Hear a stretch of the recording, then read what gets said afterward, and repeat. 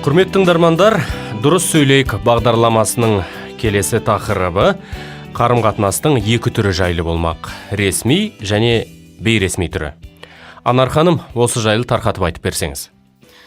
Мынау біздің күнделікті қоғамдағы әртүрлі қатынасқа түсіп отырамыз, бірақ сол қатынас әртүрлі жағдаятта, әртүрлі сөйлермендермен жүзеге асқанымен, жалпы егер қарайтын болсақ, екі-ақ типте жүзеге асады. Біреуі ресми қатынас, екіншісі бейресми қатынас.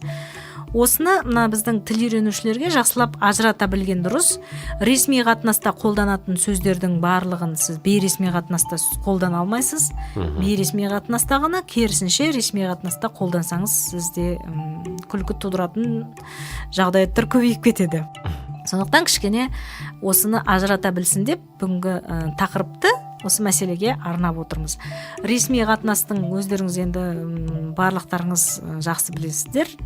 Бірінші талабы ол лауазымға қатысты бір-біріне сөздерді таңдап қолдану. Бұны енді орысша айтқанда субординация дейді. Бірінші талабы субординация. Осы лауазымға байланысты қазір есіме түсіп отыр, айта кетсем, институт қабырғасында жүргенде бірінші курста оқимыз, бәріміз енді ауылдан келген балаларымыз. Апайымыз байқап қалыпты амандасып жатқан, ректормен қол алысып амандасып жатыр. Енді қолын созып тұрғансын, қолын қайтарғысы келмейді. Содан апайымыз айтады: ол сенің құрдасың бе, неге сен қол алысып амандасасың, неге басып қана өтіп кетпейсің, сәлеметсіз бе деп, әдепті бола біліңдер деп үнемі айтып отыратын апайымыз. Есіме түсіп отыр қазір ресми, бейресми дегеннен. Иә, мүмкін дұрыс, бұл жағдаяттың өз кез келген жағдаят ол бірегей, уникальный дейді ғой.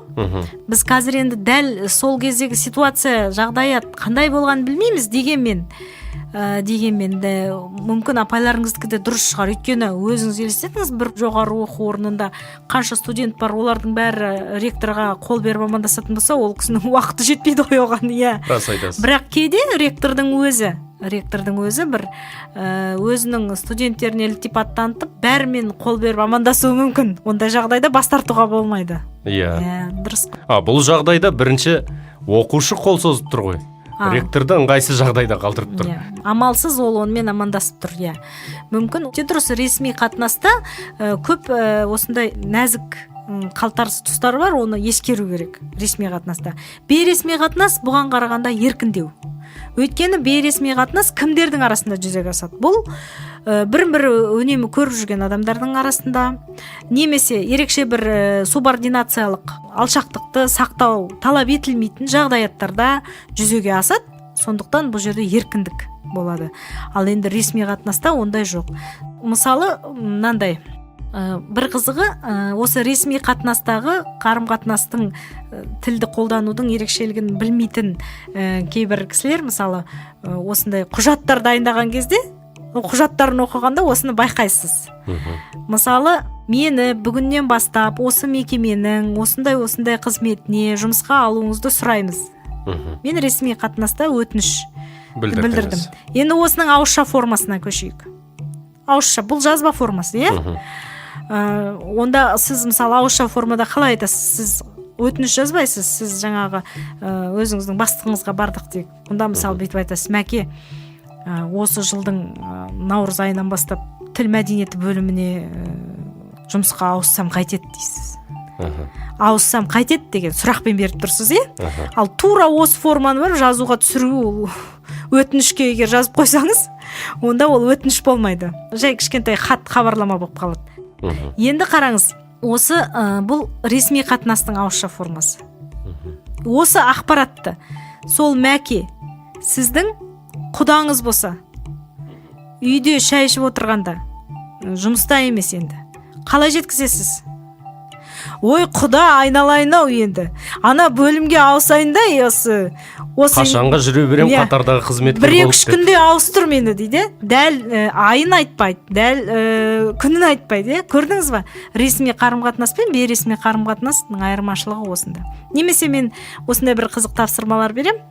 Мысалы, бір ғана ақпарат, бүгін біздің мекемеде наурыз өтеді. Наурыз өтетін туралы ақпарат. Осыны ауызша формада сіз әріптестеріңізге ресми қатынаста қалай айтасыз? Мысалы, Самат. Құрметті әріптестер, алда келе жатқан наурыз мерекесіне орай осындай кеш ұйымдастырғалы жатырмыз. Бәріңіздің қатысуларыңызды сұраймыз. Солай шығар енді. Иә, кішкене жазба мәтінге келеді. Ауызша формада былай айтасыз: әріптестер, енді онда құрметті деп жатпайсыз ғой, күнде көріп жүрген әріптестеріңіз, Иә. Ал енді хабарландыру өліп қой десе жазасыз құрметті. Ауызша формада: әріптестер, міне ертең ба бүрсігүні ма, егер ол дата сізге жақын болса, бүрсігүні сағат осындайда біздің мекемеде наурыз болады екен, соған келіңіздер дейсіз, иә. Ал енді осы ақпаратты үйіңізде барғанда әйеліңізге хабарласаңыз не дейсіз? Ертең наурыз өткелі жатыр, киімдерімді дайындап қой дейсіз. Бізде дейсіз. Бізде. Ертең бізде наурыз өткелі жатыр дейсіз, болды. Көрдіңіз ба? Бізде дегенді сіз егер ресми қатынасқа ауыстырсаңыз, ертең біздің мекемеде, немесе жазба түрде жазатын болсаңыз, ертең мысалы Ахмет Байтұрсын атындағы тіл білімі институтында наурыз мерекесі тойланбақ акт залында сағат осындайда деген мәліметтер кетеді, көрдіңіз ба? Сонымен ресми қатынас пен бейресми қатынаста сөзді әр түрлі нұсқада қолданасыз. Жақсы түсіндіріп бердіңіз, Анар ханым. Көп рахмет сізге.